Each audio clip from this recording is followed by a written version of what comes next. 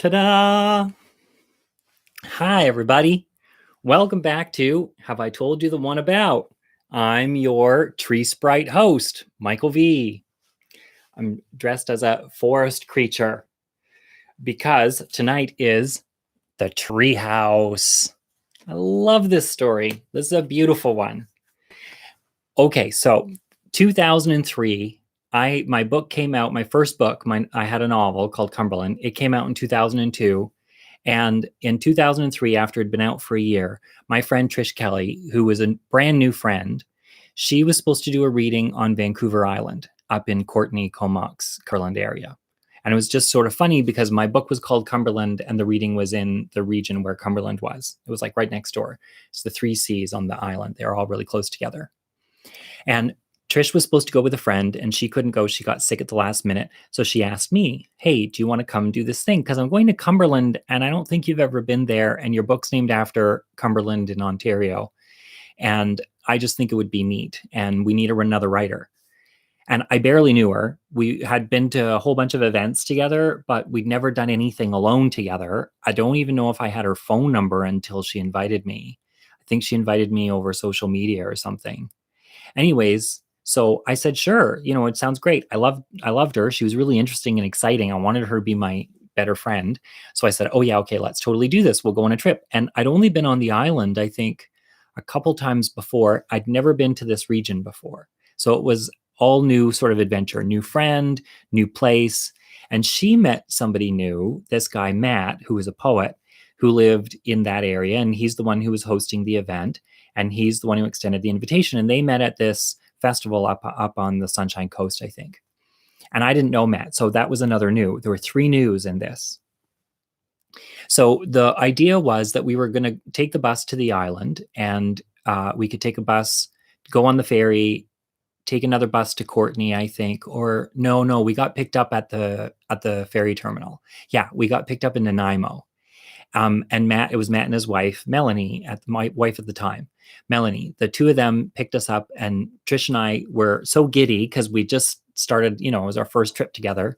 I remember standing at the bus stop waiting for the bus to come when Trish and I met up, and I thought, okay, I really hope I don't fuck this up. I really hope she likes me because I think she's really cool, and I just don't want to be a loser anymore. I want to have friends who like me, so don't screw up. Oh, it was awful. That's, high school playing itself out over and over again till you can step out of that loop. But, then you do a YouTube show and you still want people to like you. I know you do. That's why you're here. Otherwise, you wouldn't bother. So we get off the ferry and we're all excited. And here's Matt, who's, I was in 2003, I was 32. Yeah, I was 32. And so he was probably 25, 24, something like that. So he was just a kid, really. And he had never moved out of the town that he lived in. And the idea was that he married his wife really young. They were teenage sweethearts and they got married. Anyways, so he was sort of this adult boy. He had a really boyish face, but he had this really adult life. He'd been married for such a long time, and I was still a single loser at the time. I would be in well more than another decade. It was another decade before I got married. Anyways, so he was this man boy or boy man. And I was really intimidated by him because he was super cute and he was really smart and his wife was really smart. I could tell just from the conversation in the car. And I was like, Jesus, I'm older and I have a published book and this guy knows way more than I do. I'm just going to sit here and be quiet. And I'm going to practice this new thing called letting other people talk. So we drive for the couple hours to get to Cumberland or Courtenay. And the idea was that we were going to stay at his mom's house because she had a really big house. So we would all just stay there. And she still had two boys who lived at home because Matt had two younger brothers. There were these two redheaded kids. And they were both, it was like a house full of boys. I grew up with only a sister. They were all straight or presumably straight. I don't know. I don't know them that well. But, here I was feeling still like such a big fag and I was in this really straight environment. So we have dinner and his mom's lovely and everybody's sitting around the table and we're all having a nice time. And his mom asks, what do I know about the island? And I was like, oh, well, I've never been to this part of the island before. And she was like, oh, really? Oh, that's so great. Well, what should we show you? What do you need to see? And so they were all putting their heads together and they were naming like, we should go see this falls and we should go see that and la, la, la. And then she says, well, you have to see Ewok Village. And the boys are like, Ewok Village. Yeah, that's a great idea. And I was like, what's Ewok Village? And they're like, oh my God, Ewok Village is the most amazing thing. This is what we've been doing since we were kids. We don't know. I don't think they know who built it, but it was a treehouse at the very top of this enormous tree. And so it was a platform way up in the tree. And you had to walk into the forest and just know where it was. And then there you look up and there it would be. And they said, oh, yeah, we're going to take you there tonight. And I was like, I don't know about climbing a tree. Like, I am super terrified of heights, but I'll go for the walk into the woods. That sounds great. And, we'll see. And there was no fucking way I was going up that tree. I get scared standing on a chair. I was not going to climb a tree.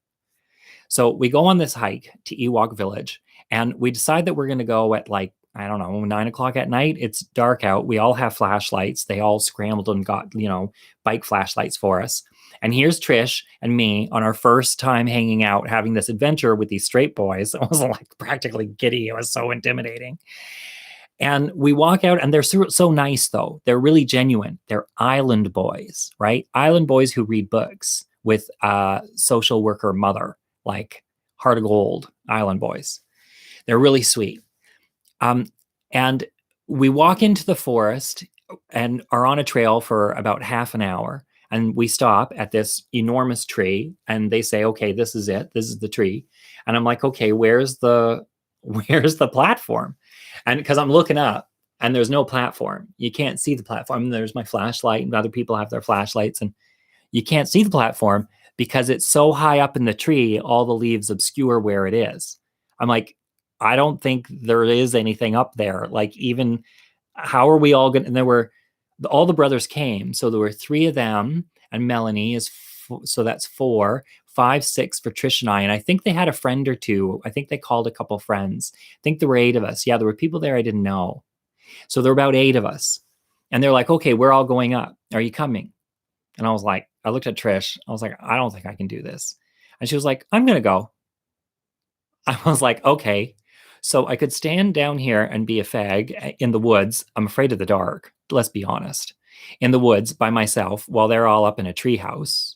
Or I could go up in the treehouse and not be a suck and whatever. And then somebody says, yeah, we're going to smoke a doobie up there. And I was like, okay, I'm in.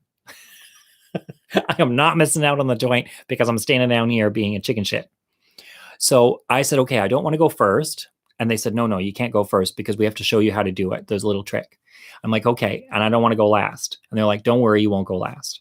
So they start climbing up and I let like 4 or 5 people go who I think are confident and competent and good climbers. And then I go because you don't want to have Trish Kelly, who's never done it before, go first and land on you, right? You want somebody who looks nimble and lithe and like they are well experienced at doing this.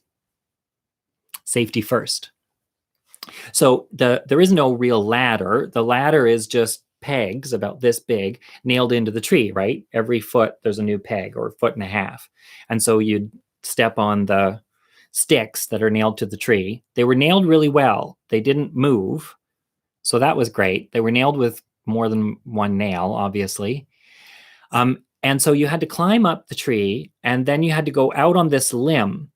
And that limb brought you to another limb that sort of met and continued up further. So the 2 limbs crossed ish.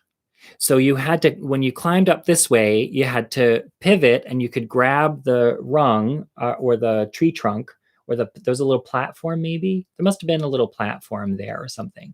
So yeah. There was a little platform. Oh, it was a little bridge. Anyways, I'm remembering all the details. So you had to get onto the little bridge and the bridge followed another line of a limb.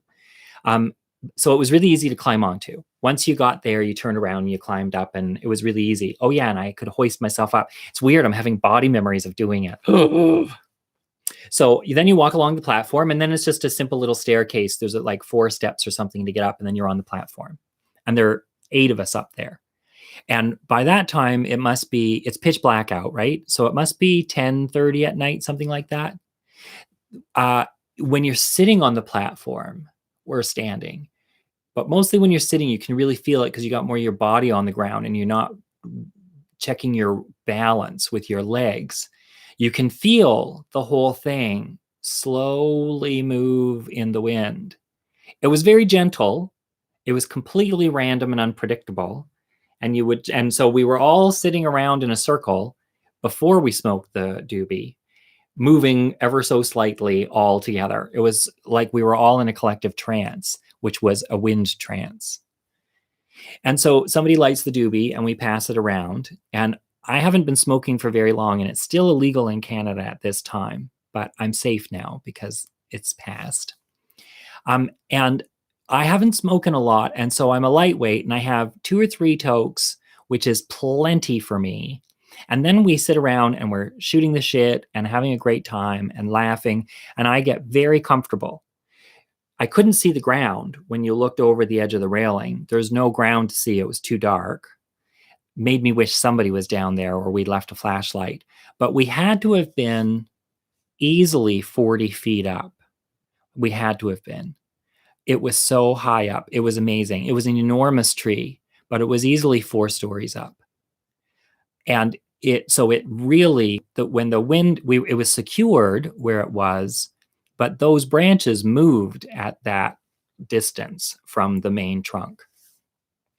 And we probably hung out there for about an hour, I think, something like that.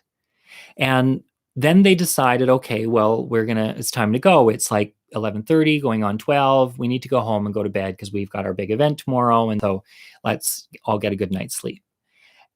Island sleep, right? Because you wake up early. So we walk down the little ladder, the steps. We walk along the plank.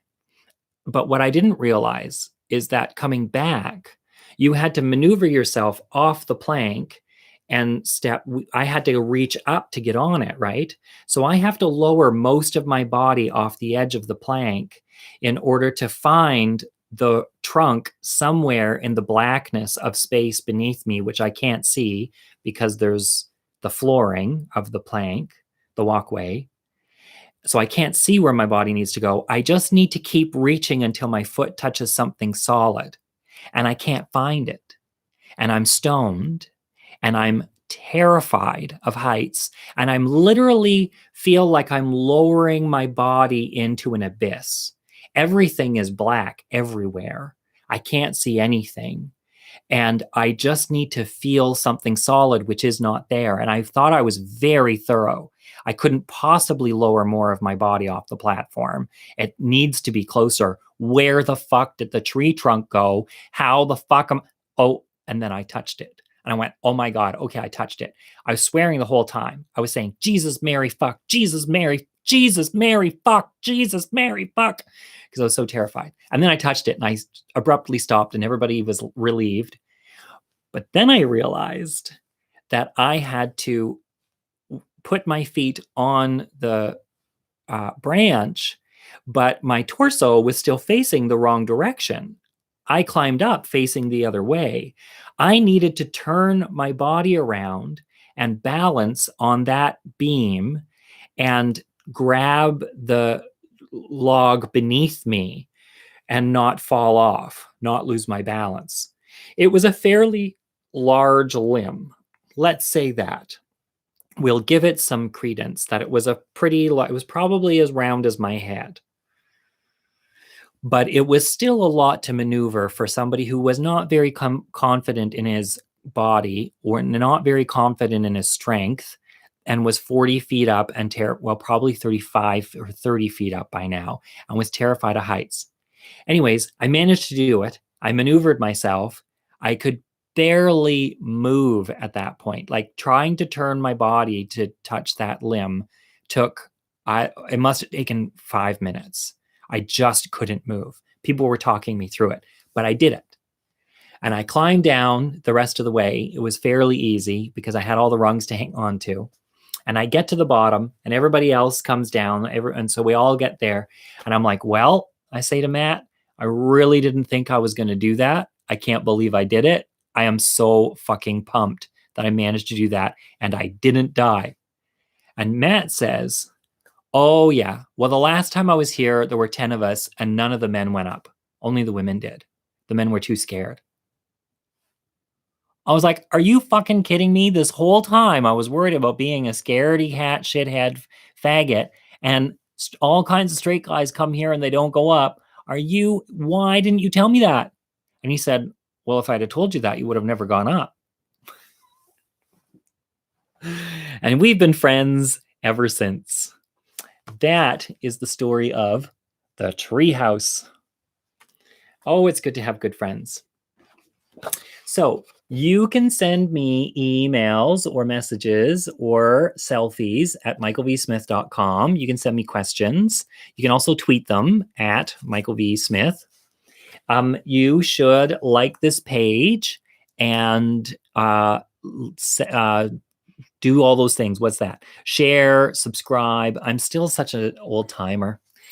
You can click the notification bell, which will let you know whenever I go live.